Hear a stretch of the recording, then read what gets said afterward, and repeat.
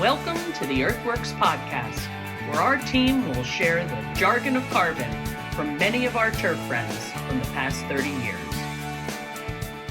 Hello all and welcome to the EarthWorks podcast. I'm your host, Jack Higgins, and I'm sitting with our guest, Tom Higgins. Hello, everybody. Tom Higgins, of the superintendent at Jumping Brook Country Club, and that's where we're sitting right here. So I thought it'd be cool to start out with a little Higgins and Higgins. You know, like I got the Higgins surname website open right now. So yeah, I don't know if you know, but the Gaelic is O'Wigan. Interesting. O'Wigan, which they say here is of Viking, which makes sense looking at the two of us. Yeah, I used to have a much larger beard back in the day, but yeah, you're still Viking-like. Yeah. And man, Tom has got us set up with the coolest room here in the Jumping Brook clubhouse. Can you tell us a little bit where we're sitting, Tom? Yeah, so Jumping Brook opened up in 1925, and in this room they call it the Enclave. It used to be a speakeasy back in the day, so like literally in Prohibition, this was a speakeasy. Yeah, during Prohibition times, they would come here and do their thing. We're in the basement of the clubhouse. No windows. There's a cool Beatles poster up right now.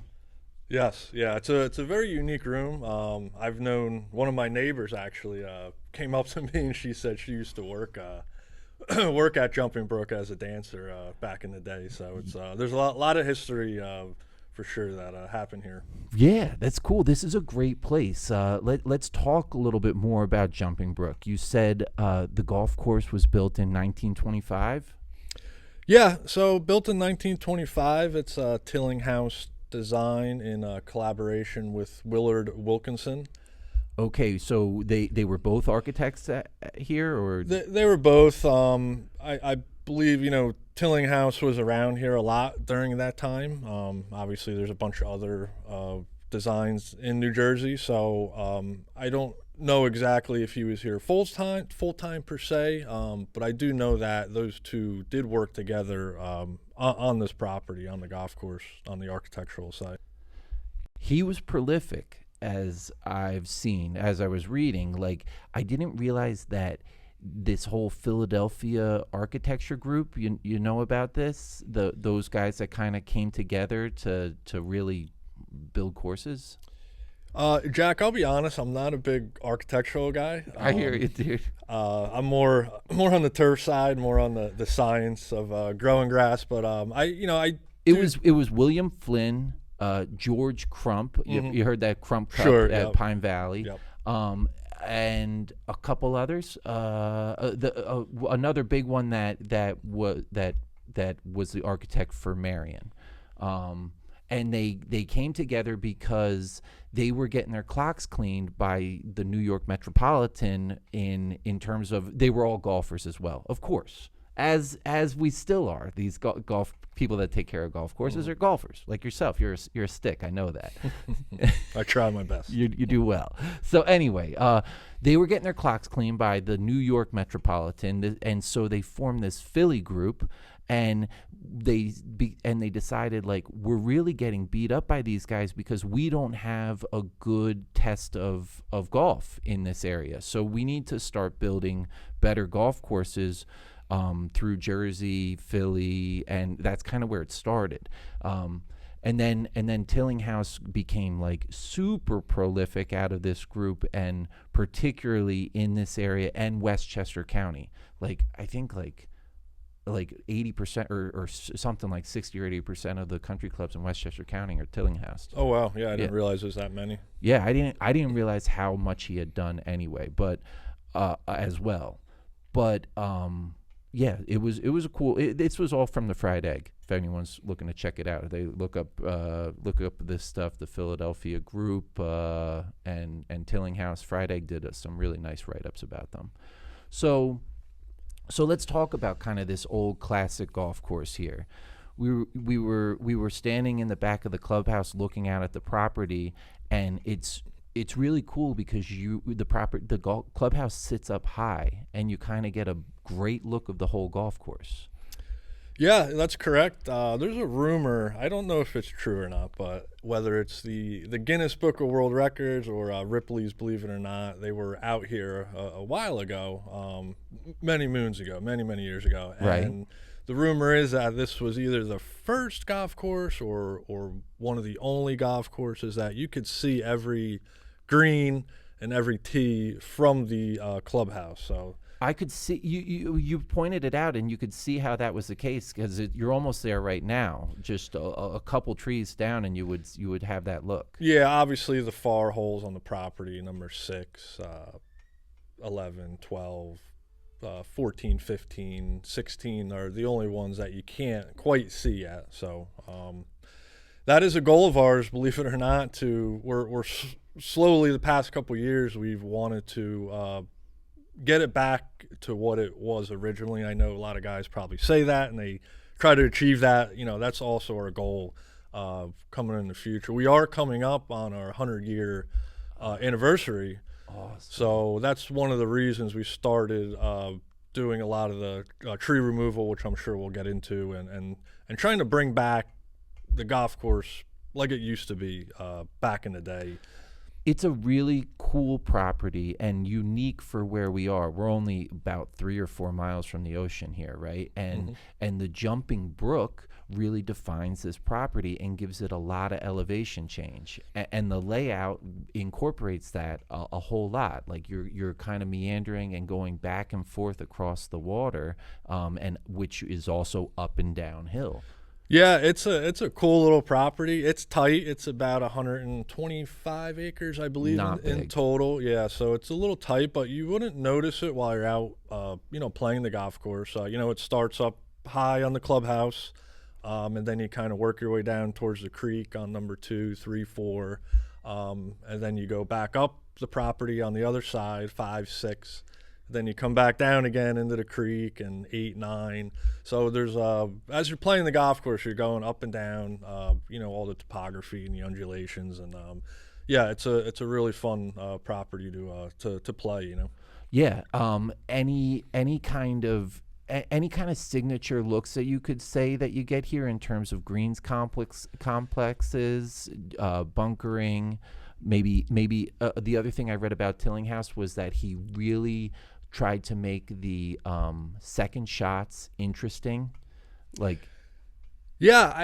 just think it's a classic Tillinghast really design around the greens and the surrounds. They're push-up greens, they're original 1925 push-up greens. Unfortunately, over the years, a lot of the bunkers have been taken out over time.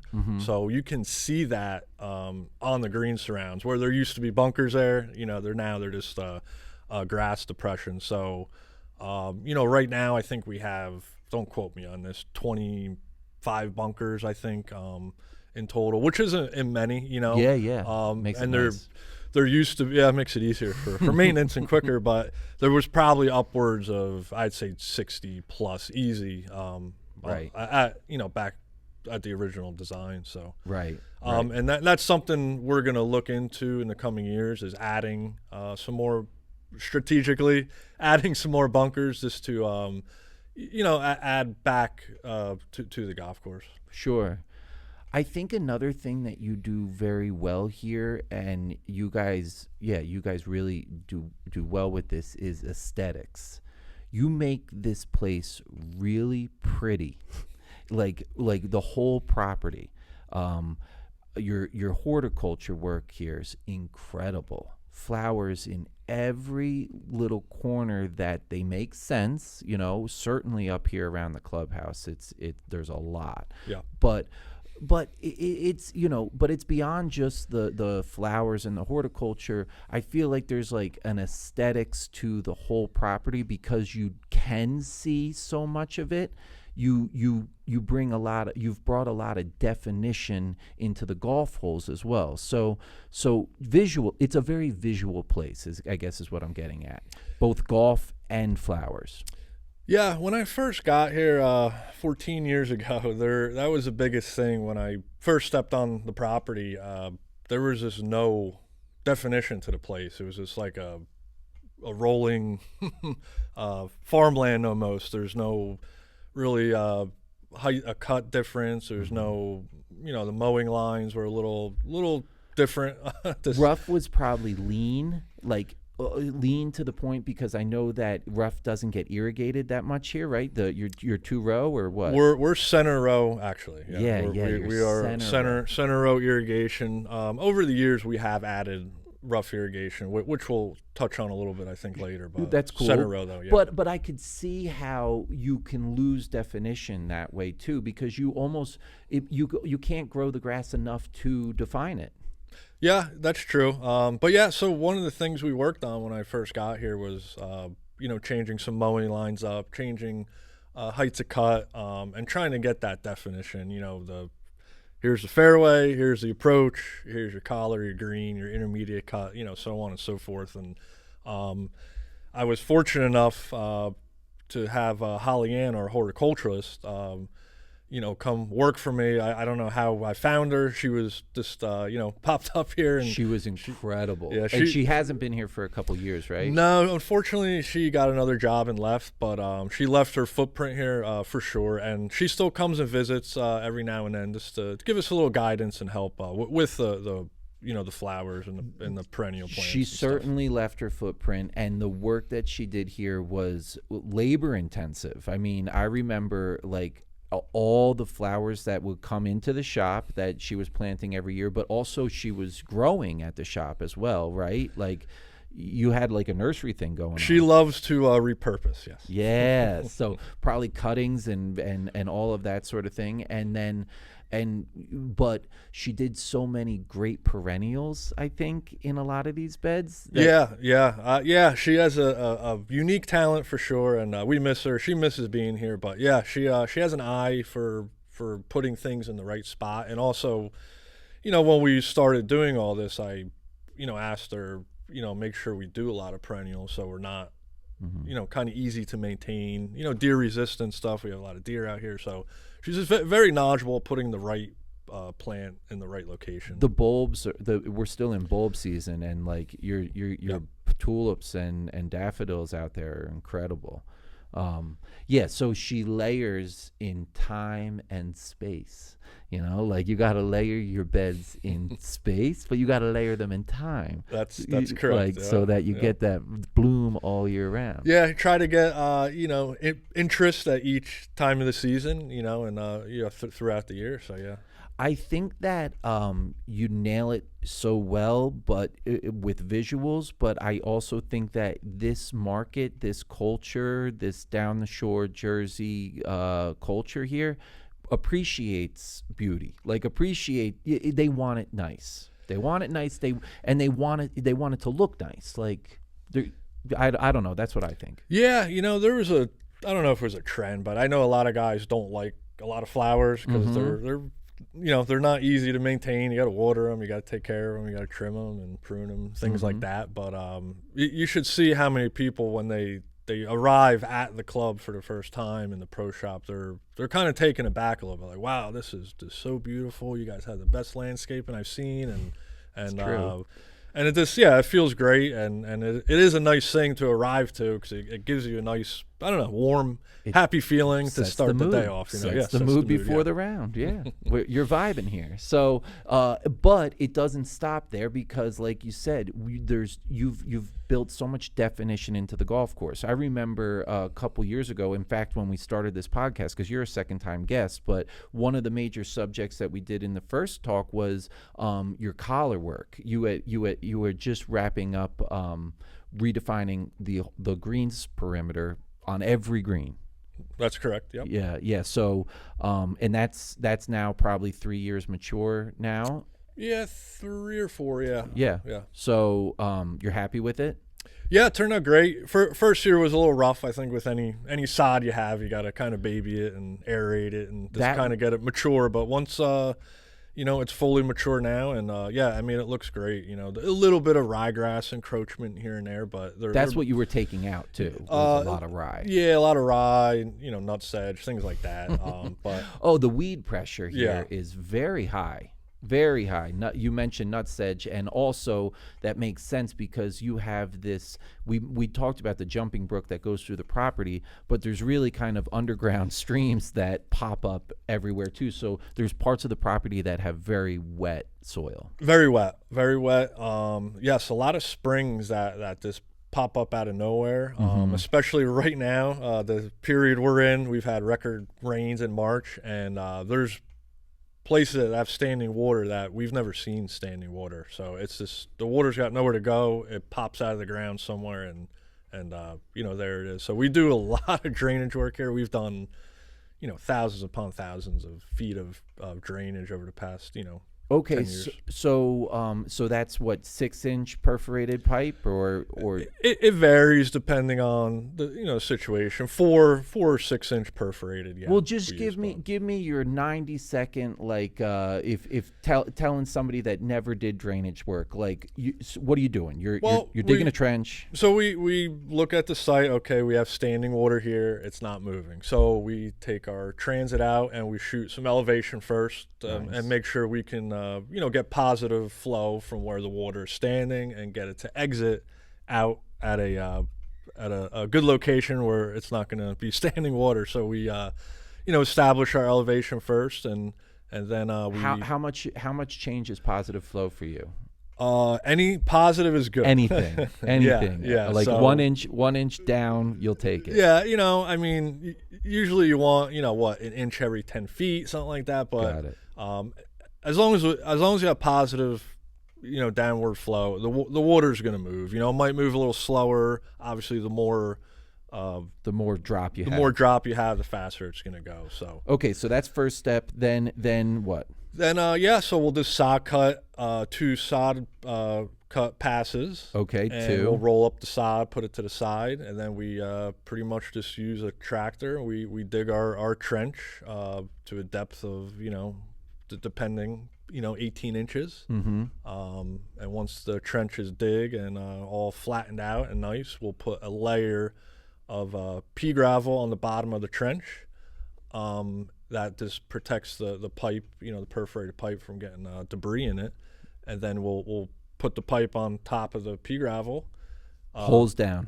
Well, the perforate, it depends on which. There's holes everywhere. Yeah, exactly. Okay, so, I got you. Yeah, so then we fill the pipe and the channel up with pea gravel about 3-4 inches above the pipe, and then we backfill it with a good draining soil. Yeah, you don't use the existing soil, or no. There's some of it in the sod, and there's enough of it. 9 times out of 10, we'll get rid of it and put a good sandy fill in there to help with the drainage. So.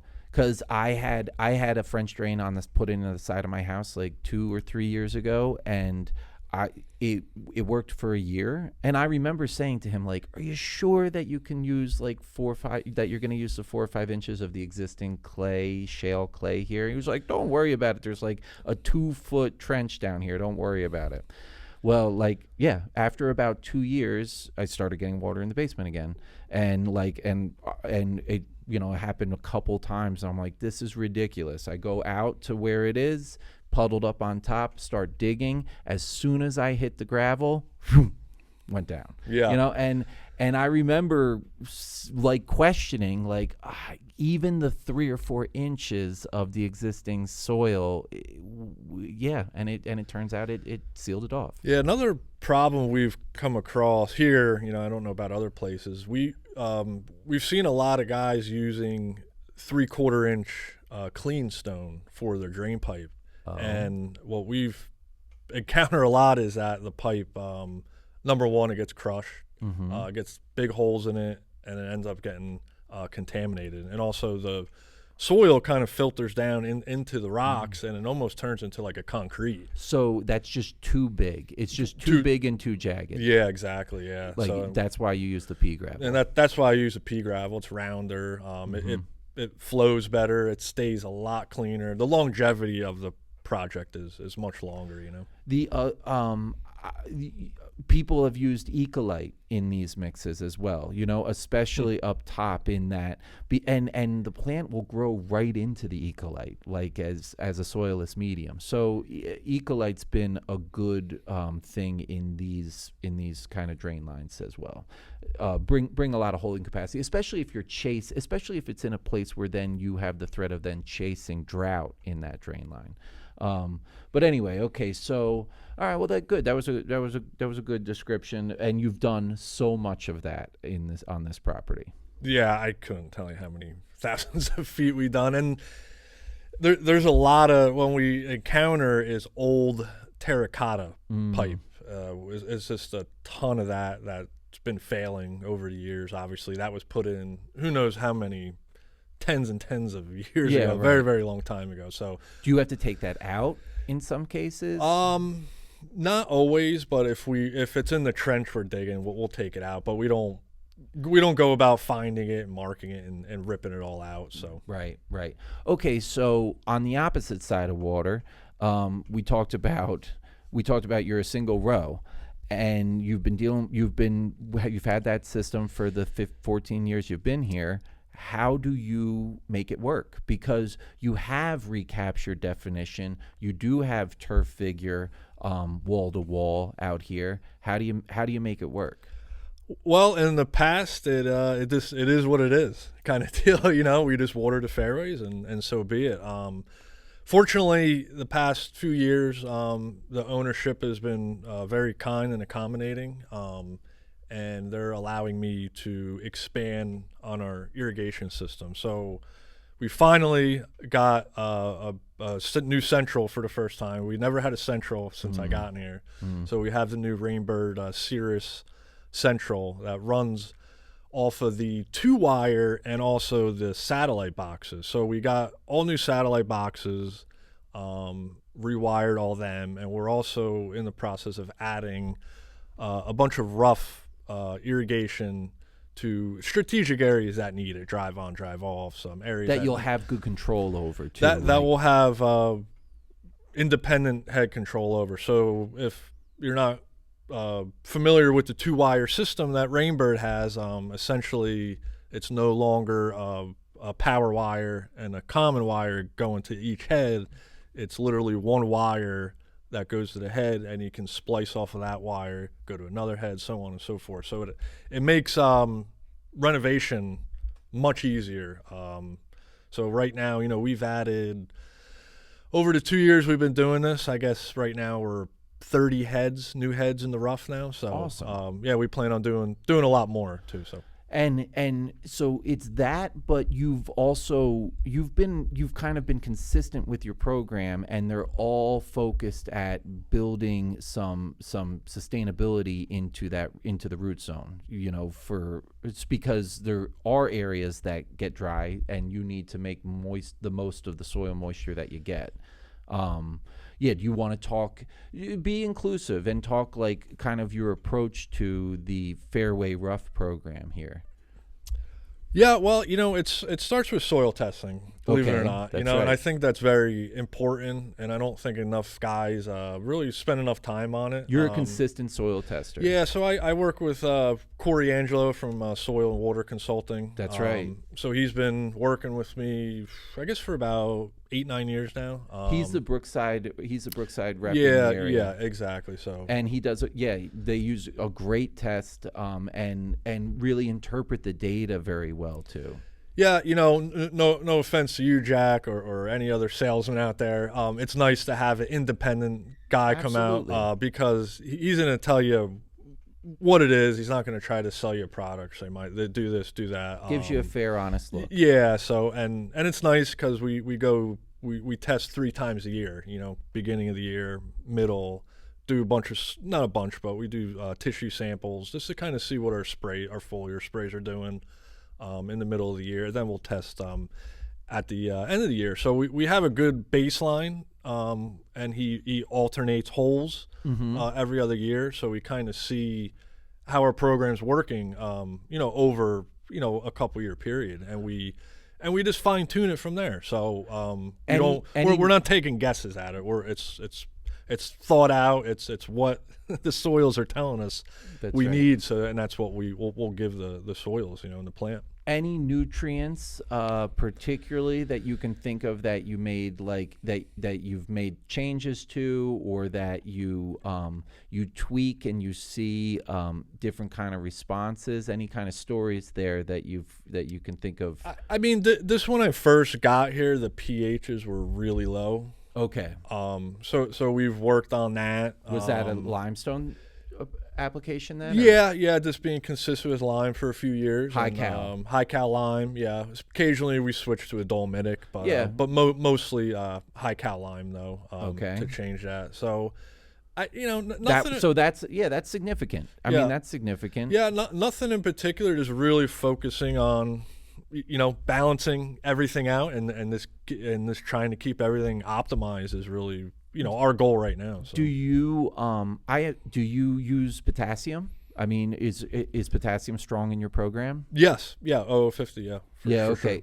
And that's greens. That's greens, tees, fairways. Yeah. The rough. Once again, since we've never had irrigation in the rough, I'm not going to waste product on there. I just feel it's just a waste of money. But you do get a complete fertilizers out in the rough. You get NPK fertilizers. Yeah, we do. We. So what do you use in that way? Yeah, we go out with our EarthWorks, our 545 or 822, depending on the soil reports say. But there's a like 545 and 822 because the K in the compost is very long lasting. But the 545 is nice and even. You're putting out a good bit of K when you're putting that out. Yeah, so once again, in the past, we'd never thrown fully into the roughs. But now, once again, we got irrigation. I feel a lot more confident that, hey, we can start overseeding roughs. We can start treating it, a lot more.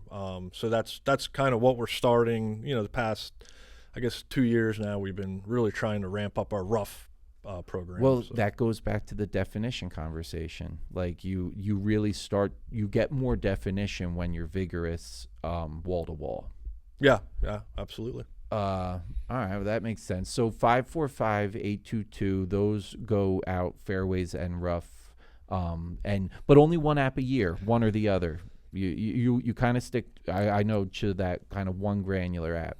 Yeah, for the fairways, we just do the one granular app. We might spot hit a couple drive on, drive offs, some weak areas, with 822 in the fall. But sure. for the most part, it's just the one app. And always spring usually. Always spring, yeah. Right at aeration time. I try to time it with aeration time. Yeah, and that's worked out for you very well for years now. So, but continue on, because you're consistent. Have you started spraying in the rough in these areas where you're? Not yet. So we're in the middle of kind of working out a new budget. So I would like to expand my fairway spray into the rough. So I'm playing around with certain areas that we can expand to. Right now we spray our fairways are 20 acres right now. So it'd be nice to maybe get it to 26. Then I can start getting a couple passes into the rough. And, that does make a big difference. That'll be a huge difference. So not quite yet. We don't spray. We'll go out with our pre-emergent spray. We'll throw some N, or C3. We love C3 in the roughs. We'll throw that out during pre-emergent times. Yeah, excellent. Yeah, I know that you lean on C3 a lot, and you also mentioned another product recently, the plant food product, right? Hydration H+. Hydration A+. Yeah. A+. Yeah. You use them in conjunction. Yeah. Very consistent with the fairways with the C3. Going gallon an acre all the way up to a gallon and a half, depending on stress and. But and every things like that. 3 or 4 weeks. Every 3 weeks consistently. Yeah. We'll modify our nitrogen source and how much we put down, once again, depending on growth and things like that. But the C3, Hydration A+, Immunifite, yes, those are consistent in the program every 3 weeks. Yeah. Yeah. Well, I mean, the color that you had coming out in the spring this year, because I was here early and it was shocking. Or not shocking, just it really turned your head. You noticed it. You had deep, rich color across the golf course early on. Yeah. Just to attribute it to just a solid foundation and a solid game plan, and this For a long time now. For a long time, yeah. And just being consistent with it, I think is really the key. Don't try not to miss applications. Don't just because it's whatever, the weather's not good enough or something like that. Just stick to the program. So okay, so this is like let's talk a little bit more about how else you fill your day. I know you're not only the superintendent at Jumping Brook, you're the director of grounds for this company, and there's another golf course. Yeah, it used to be 3, but I'm down to 2 now. It's my day is pretty unique, pretty hectic. I'm a hands-on superintendent, as you call it. I'm a worker, so you are. I'm either mowing greens, I'm cutting cups, I'm spraying. I do it all. I do tree work. I love working. That's what I grew up doing, and I try to be active every day, helping the crew out. So that's just kind of. How many years have you been a greenkeeper?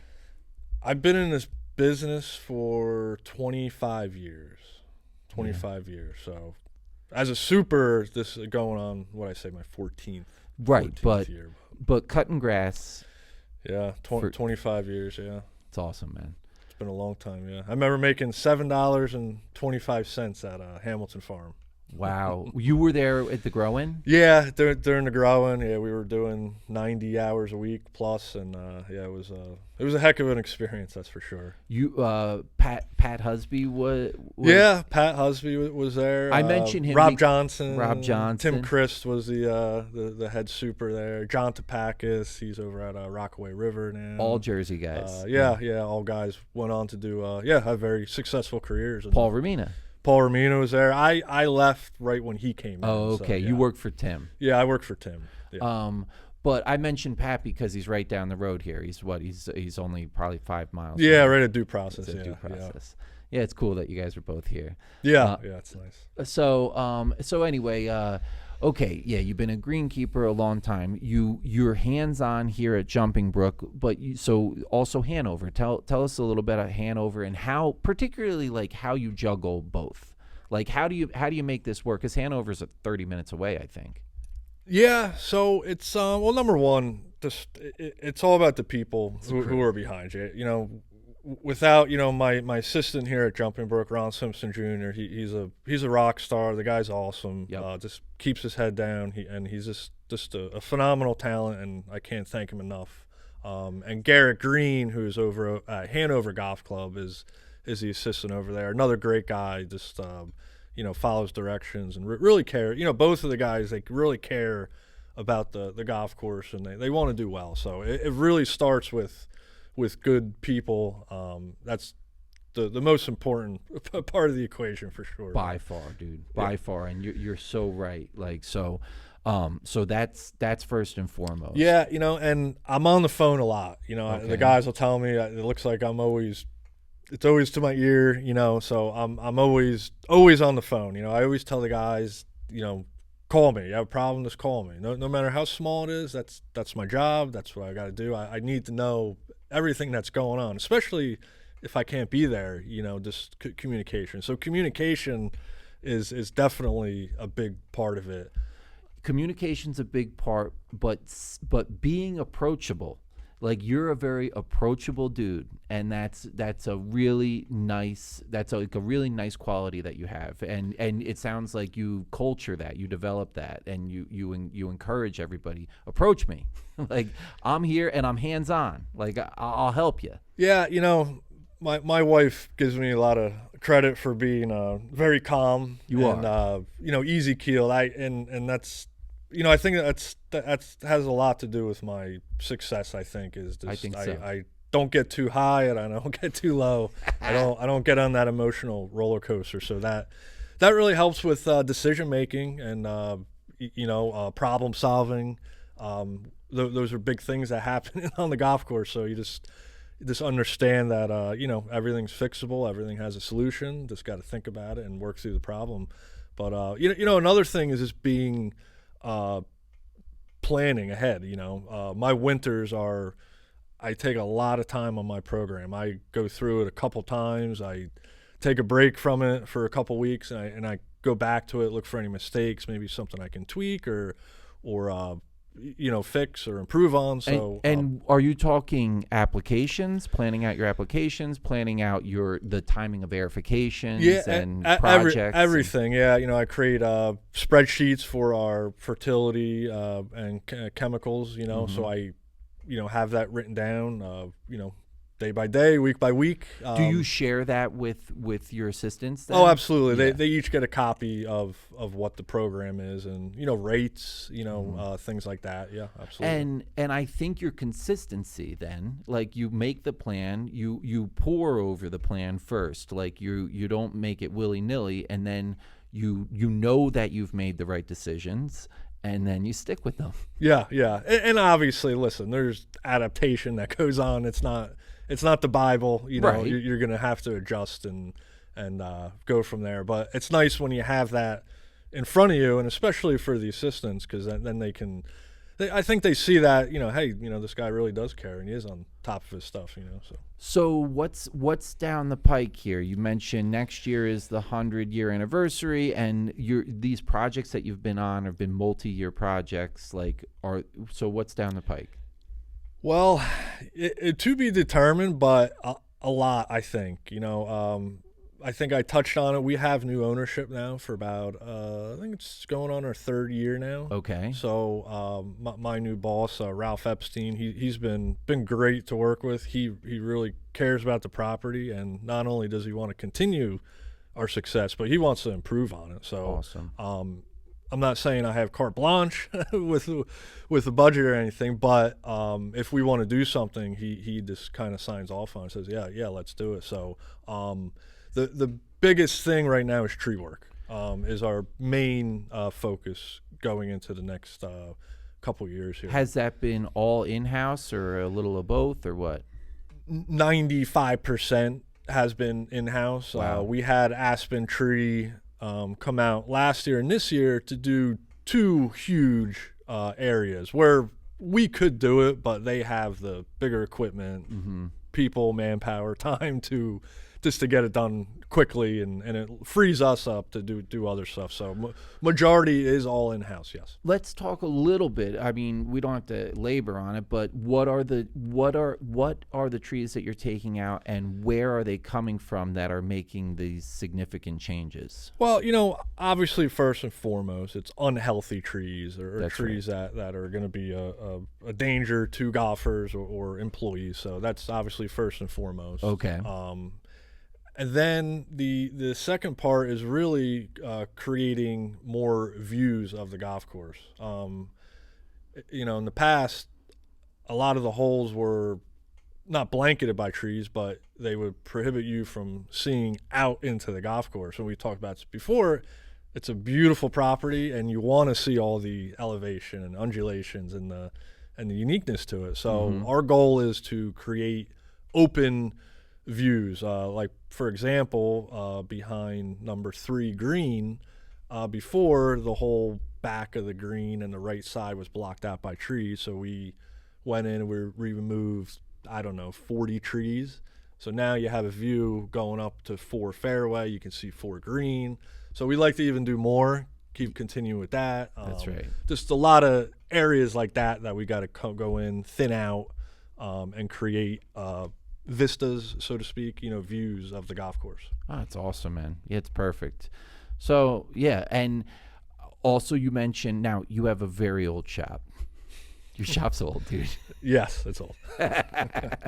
So, it works. It works, though. It's well located on the golf course. You said it's centrally located on the golf course, and you obviously make it work, but maybe a new shop in the future. Yeah, and that this touches on with the ownership. We've actually we're looking at new shops right now. So awesome.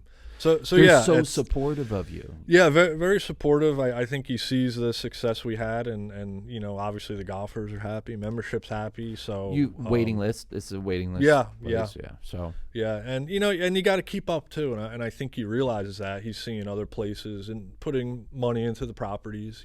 So you want to, keep up with the Joneses, so to speak, and yeah, keep on improving, Yeah, thank goodness that there's we have a good golfing culture here, and there's a lot of people that are willing to pay and make it nice. So yeah, and it's getting younger too. Especially with our membership, we've gotten younger, which is great to see. I think that's a big positive, So huge positive. That's cool. Well, let's see. Is there anything more that you'd like to touch on, Tom? By the way, we aren't cousins. We're not brothers. We do share the same last name, which is cool. Not related at all. Not related. But no, what are you thinking, man? Yeah, we did get to talk a good bit about the golf course. Yeah. Yeah, I don't know. Not much else. Just, as I get older, I'm just trying to enjoy life a little more and just try to take it easy and not take things so seriously, And I think that's really helped me. Not only personally, but professionally. Like I said before, I've always been even keeled, but lately I'm really just trying to just enjoy life and take a step back. Sometimes I've always just kind of been running around the golf course or running around. I try to do things quick. I want to get things done. Yeah. And I'm just trying to take life a little easier, enjoy it a little more. Sounds good to me, pal. I'm always good for that. Yeah, that's cool. Well, thank you so much, dude, for hosting me and getting on this podcast and providing a speakeasy. This is the first EarthWorks podcast from a speakeasy. There you go. We'll bring the dancers in later. Yeah, okay. Oh man, and thank you everyone for listening, and we both hope that you have a great season moving forward, and let's have some fun. And if you want to get on the EarthWorks podcast, listener, please give me a ring. We'd love to have you. So thank you, Tom. Thank you, everybody. This is us signing off. Thanks, guys. Enjoy the day. Yep. See ya.